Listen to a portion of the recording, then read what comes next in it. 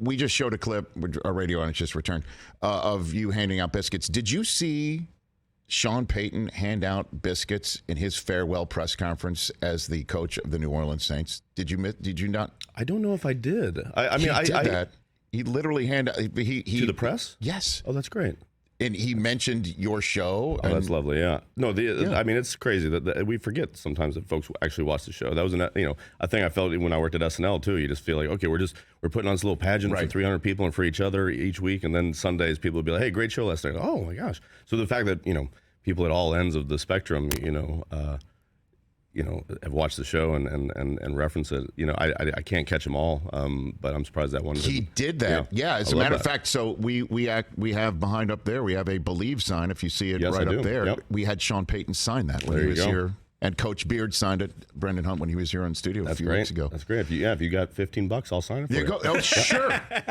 Would you guys take up a collection for Jason I'm not a big cash guy. later on? And I don't have change. So Rich, if you happen to have a 20, that's kind of why I'd make it 15, because no one carries 15. Yeah, 10 and a 5 or 10, 5. Yeah, these are things. Well done. These are things you Very figure well done. out. You keep change There's on no business like show business. It was funny. It was about 4, maybe 5 years ago. Yep. One of the many times you were kind enough to be on this show, we had you were on the phone, and you were just talking about this character, Ted Lasso, and it's an NBC sports concept that for promo, and you make a TV show out of it. Yeah, I'll give it a shot. Any idea at all this is what it would possibly be in the realm of becoming Ted Lasso? Not at all. Jason? Not in wildest dreams. I've very ignorantly or intelligently never worried about the destination, of anything that I've been involved in creatively, or probably even scholastically or romantically, because I think if you know how things are going to end, even if it's something like your wildest dreams, like this, the reaction to this show, I don't know if you'd go about it the same way. So it's I mean, the show is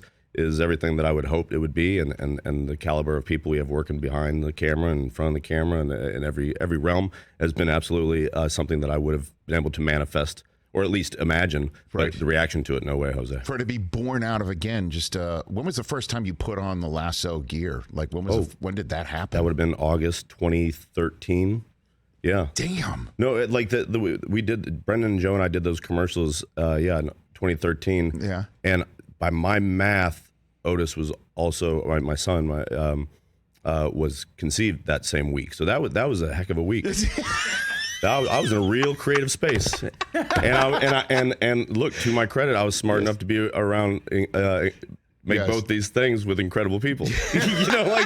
You know what I mean? Just good folks. So shout out to Brendan, Joe, and Olivia. So wouldn't have Ted Lasso or Otis Sudeikis without it. Big week for you, big week, and the Sudeikis family, and so from both heads.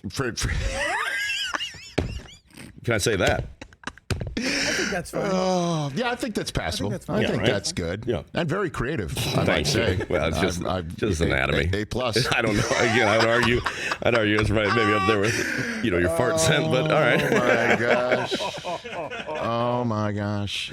It's a beautiful show, man. Thank you. It is just beautiful. The number of times where my wife and I, when the credits roll, and we look at each other and go, that was incredible. Just, it really is beautiful with a huge heart. How do you remain consistent on that front for you and the crew together like that? I think we try to come from that space every time, anytime and every time. Like it's